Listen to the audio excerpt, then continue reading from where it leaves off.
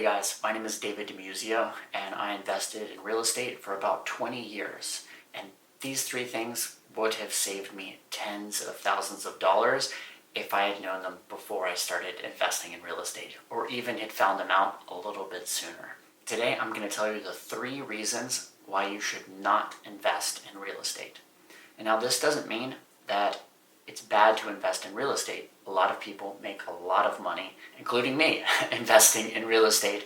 But if I had to do it all over again, I'm not sure if I would have, or if I would have, I would have done it differently because of these 3 things that I've learned.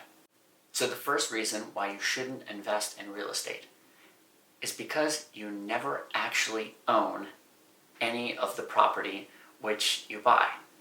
Now you're going to say to me, oh, well, what you mean is a mortgage. You get a mortgage on the property, so the bank owns it.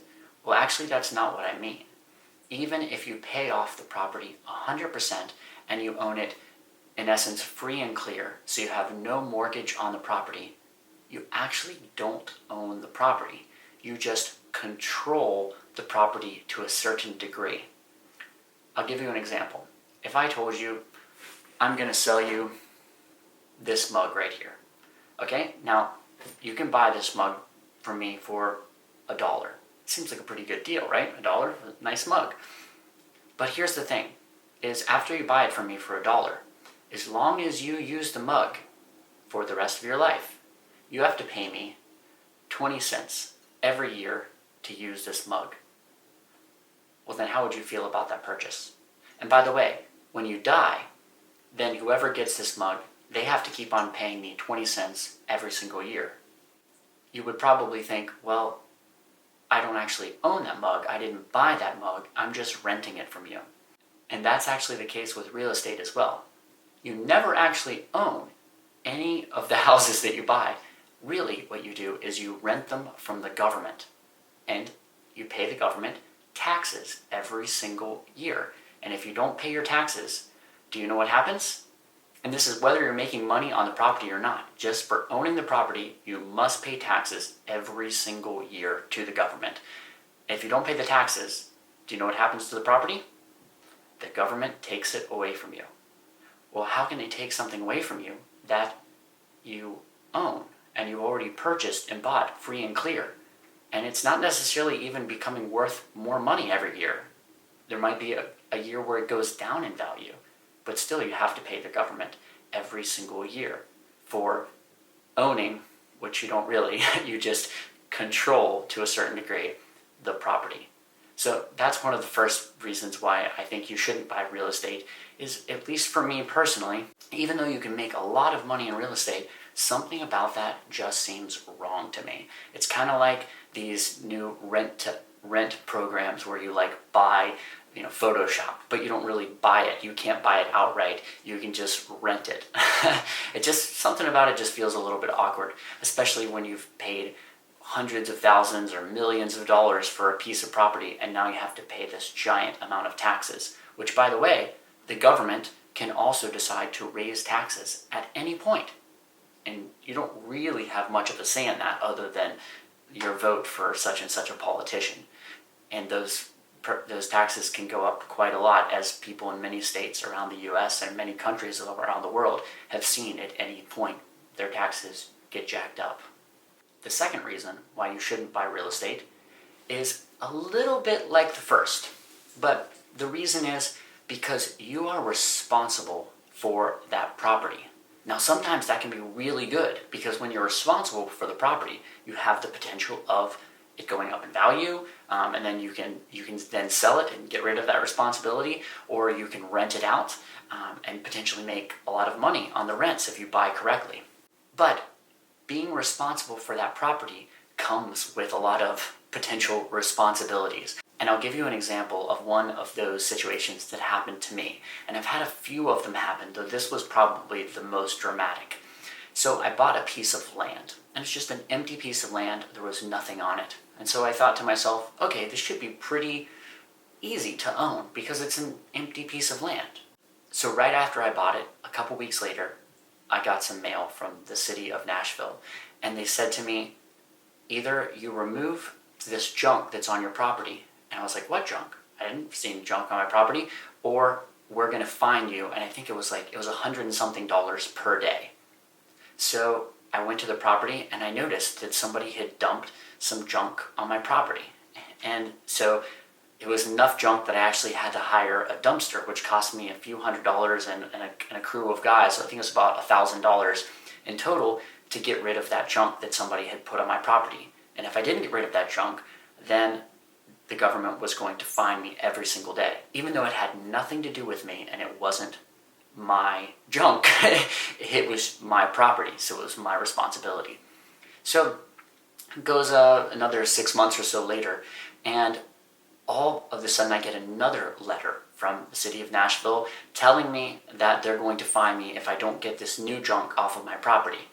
Well, it turns out that someone had actually, and I know who it was my next door neighbor. I have a video of, because one of the other neighbors had videotaped this, but he didn't get a videotape of the license plate or the guy's face. But you saw this guy come up with almost a bulldozer type machine and push literally tons and tons of garbage off his property and onto my property. And there's a videotape of it.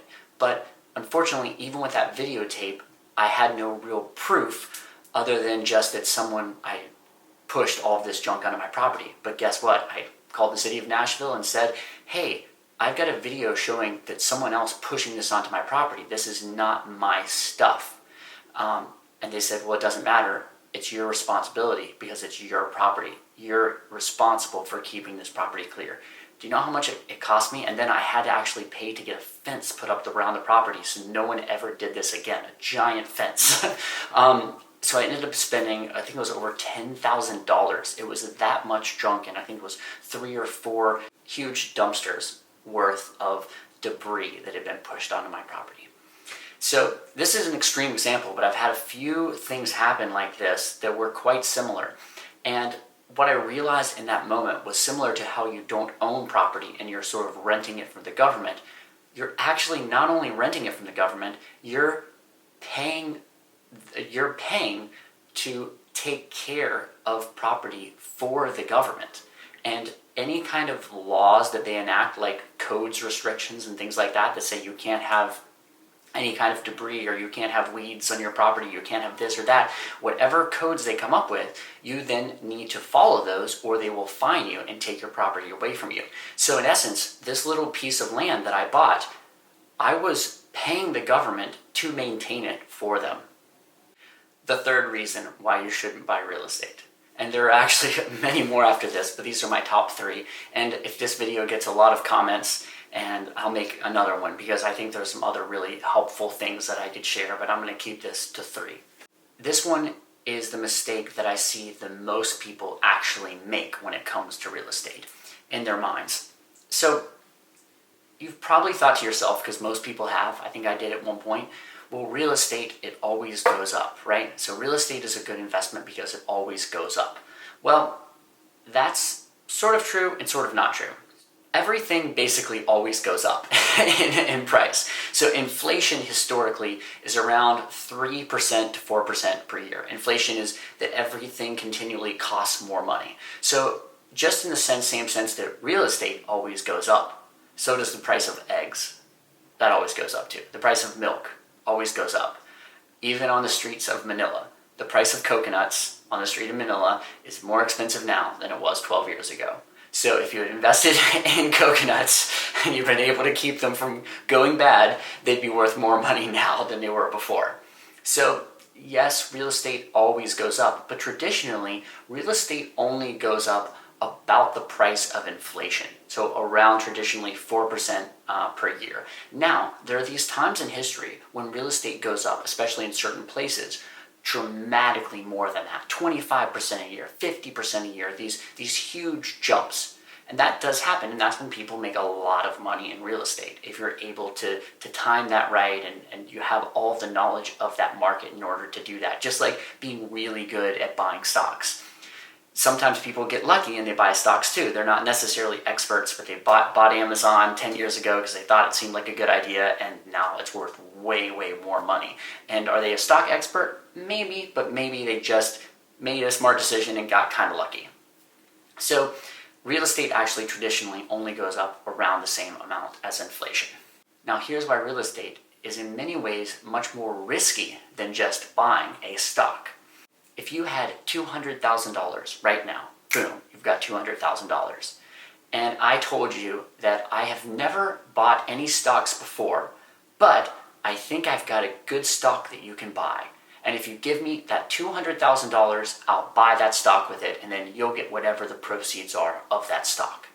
How would you feel about giving me that $200,000 to invest in this stock when I've never actually bought a stock ever before in my life? And I'm a pretty smart guy, but I've never bought a stock before. How would you feel about that? You'd probably go, well, that's a really risky investment, right? To give somebody $200,000 to buy a stock when they have no experience in that.